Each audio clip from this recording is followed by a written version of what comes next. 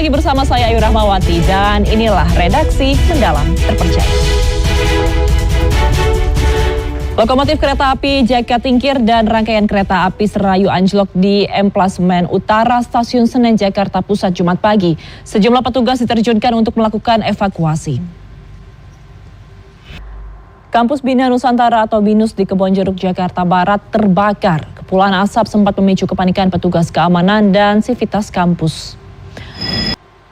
Seorang perempuan model make-up artis diperiksa polisi setelah menyebarkan berita bohong jadi korban begal di Jakarta Barat.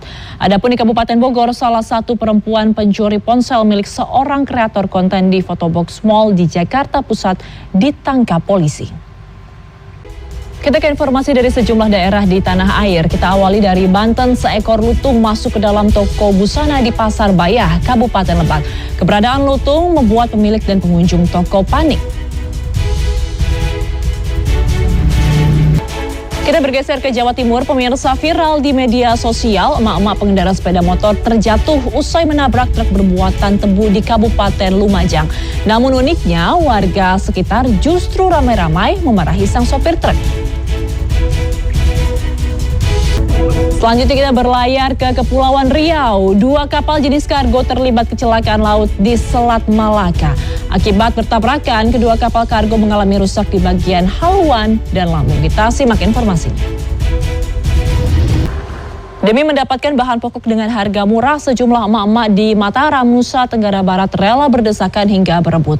Warga mengakui pasar murah menjadi harapan demi kurangi pengeluaran uang belanja di saat harga-harga mahal. Kenaikan harga kedelai impor membuat biaya produksi tahu tempe naik. Sebagian produsen terpaksa menaikkan harga, imbasnya masyarakat mulai mengurangi pembelian. Tidak hanya pelaku usaha kecil seperti produsen tempe, lemahnya daya beli masyarakat juga dirasakan pelaku usaha kecil lainnya. Dan berikut kita simak laporan khas redaksi. Jelang Hari Raya Idul Adha, seorang pemuda peternak kambing di Kabupaten Brebes, Jawa Tengah banjir pesanan dari berbagai daerah hingga omsetnya per hari bisa mencapai ratusan juta rupiah. Yang juga tak kalah laris jelang Idul Adha di Surabaya, Jawa Timur adalah jasa pijat hewan kurban. Pijat khusus untuk sapi dan kambing ini dilakukan agar hewan tetap bugar dan tidak stres serta nafsu makan tinggi sehingga cepat laku terjual.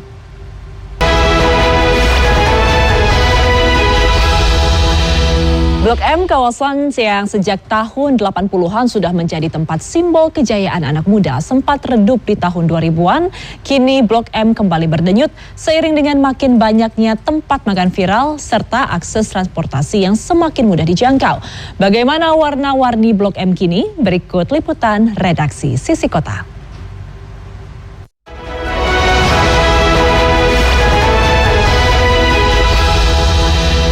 9 warga negara Indonesia relawan pro-Palestina yang sempat ditahan oleh militer Israel dibebaskan dan kini sudah dibawa ke Turki.